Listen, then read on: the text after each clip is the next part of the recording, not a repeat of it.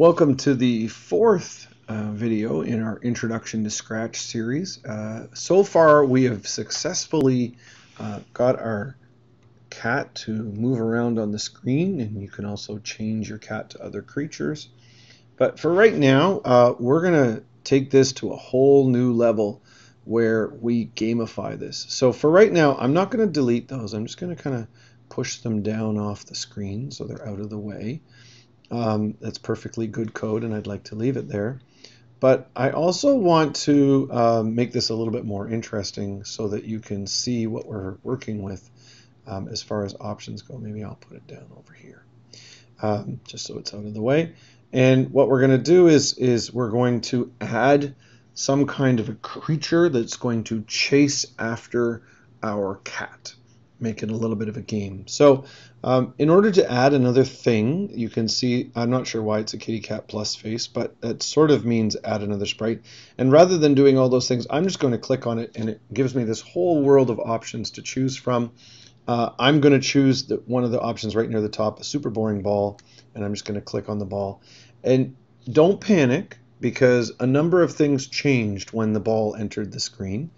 First of all, there's a ball, and you can see now the ball is listed down here. If I want to trash the ball and put it in the garbage can, I can.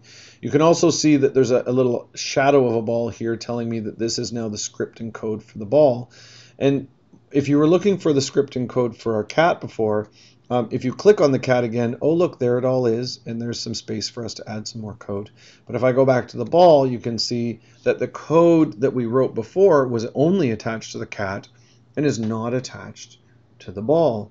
How very interesting. For those of you studying at home who want to know more about computers, this is called object-oriented programming, but we'll skip that for now. Too many details. So right now the ball is going to chase the cat. I know this sounds ridiculous, but let's have some fun with it anyway. So in this case, I'm going to go back and get my old friend, move 10 steps.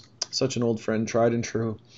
And we're also going to discover some other motion ones, so it's still in the blue. And there's one called point towards. And it says point towards mouse pointer, but you're starting to learn that this triangle is an indication of a drop-down menu. And you can see that I can choose sprite 1. Well, this is starting to make me think that sprite 1 is not a very useful name. How would I rename the cat and call it a cat? So you can see here there's a sprite, and it says sprite 1 right here because I've clicked on the cat to activate it. My codes all came back. There's a little picture up there to tell me this is indeed the cat that I'm editing. So let's call it cat. C-A-T. Awesome. And press enter. You can see now that once I've pressed enter, now down here it's called cat.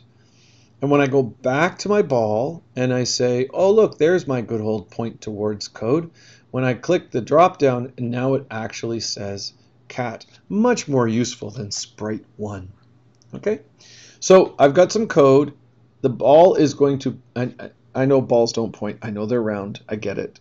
But inside the ball is a direction, and the computer code is telling it to move 10 steps. So this move 10 steps is in whatever direction that the ball is facing, which again, I know that makes no sense because it's facing all directions, but the direction of the momentum of the ball, I guess we'll say it that way. So what I'm going to do is I'm just going to come up here. Oh, sorry, I'm not. I'm going to click on events, and I'm going to say when the green flag is clicked. Okay, so the green flag is going to be like somebody has put money into the game, or somebody's pressed play, and the green flag is going to start the game, and immediately the ball is going to point towards the cat and move 10 steps. I don't think this is going to work as well as I hope it will, but I'm going to click the green flag. And now, before you click the green flag, have your keys, your fingers on the arrow keys. Okay, so green flag.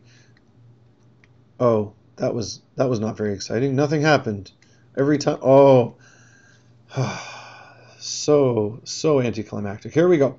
We need to add a control. And remember our old friend, the forever loop? Oh, this is going to make so much more sense.